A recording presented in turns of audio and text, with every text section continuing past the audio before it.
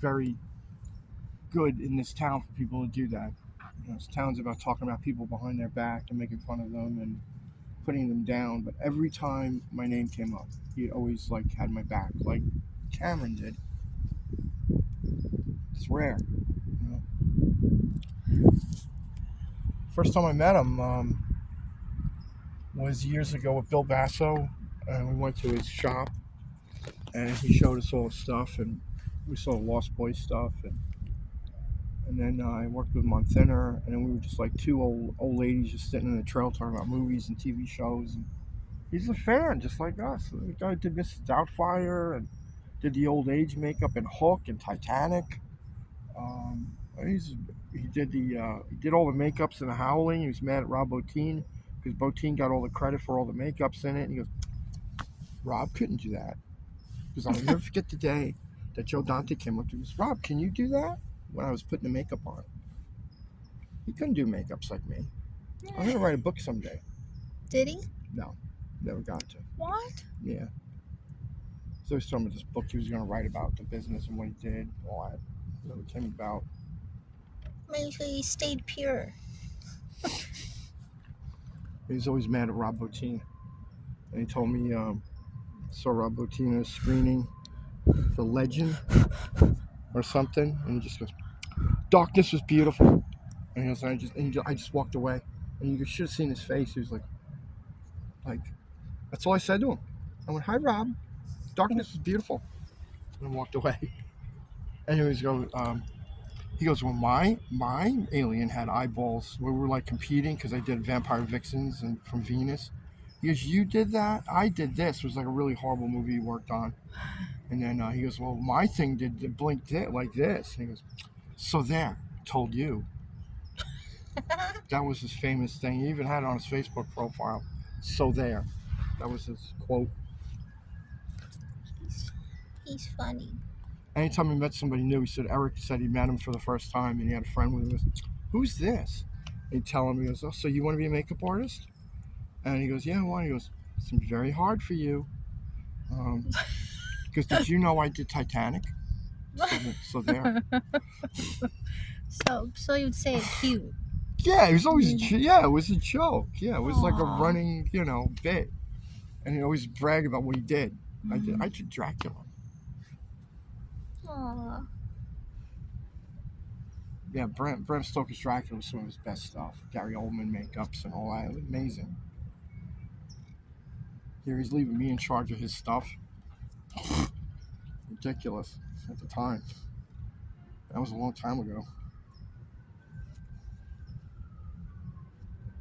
I always go. He always makes fun of me. He goes, so many dots did you put on his head today? I said, it's driving me crazy. I said, I always feel like I'm making a mistake. He goes, you're always making a mistake, but it looks good. He had an ego, but it was a fun ego. Because do you know the absolute power I have on this set? Can you imagine if I don't have makeup showing up? I could shut this whole show down. And he was somewhat serious, though. It was it's like a little bit of the evil side of Greg. Then I remember talking about my other boss, Nick Dudman. He goes, oh, that asshole? I go, why? What's wrong? He goes, I wanted a life cast from him, and he charged me $2,000. I couldn't believe it.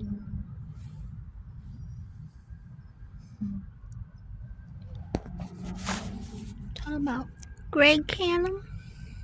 Yeah. The funny thing is, he was as big as me. They lost all this weight. He got healthy. He got skinny.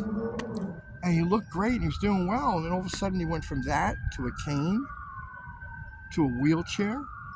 And we saw him that last time when we were eating dinner at that restaurant with Kelly on Matsapalooza about 3 or 4 years ago. And then, he was one of my favorite people to see all the time. Yeah, he's just such a nice man. And he barely even said anything to me, but I just liked him. I just thought he was funny and cute. Some people have so much charisma they don't need late. Well, he met my mother. Sat down. We had. Don't you remember that? He sat down with Jill and was talking with my mom, hanging out with my mother at Thanksgiving dinner at Castaways. And he put in a message too. So when my mother passed, I'm so glad I got to meet your mother. I loved her right away. You know. So hopefully they're saying hello together. Just like your uncle said he was going to say hello to my mother. Rhonda's brother wrote to me and said, Maybe this is them he said, now. I'm doing my farewell tour. And he said, I promise when I pass, I'll go see your mom, say hello. Maybe I can get a nice Italian meal out of her or something. I got to look at the message again on Facebook he sent me. It was really, really nice. It was sad because he knew he was dying. It's strange. It's like everybody went into another room. You just can't get to that room yet. When that one and only time I took edibles and you gave me too much and I thought I was dying. Oh, me I didn't too. even I had the ambulance come. I was I having didn't a even heart attack. understand English. I'm like, how do I understand English? And I was going back in time and I saw the world like a grid.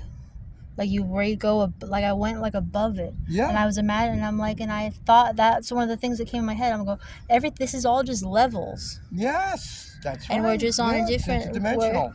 I said That's we're just in a different. It's like a video. I said it's like a video game. We're Yep. this is just one level of the video game. And Exactly. and then it's the next level's next. That's the way I looked at it. The only reason why we got attracted by the other levels with the so-called aliens is because of the nukes. I don't recommend it. A nuclear bomb actually goes when they blast that, it goes through other dimensions and it disrupts the other realms. That's why everybody comes out of the woodwork in the 40s. They're like, who's that? Who did that? Oh, this guy's pretty.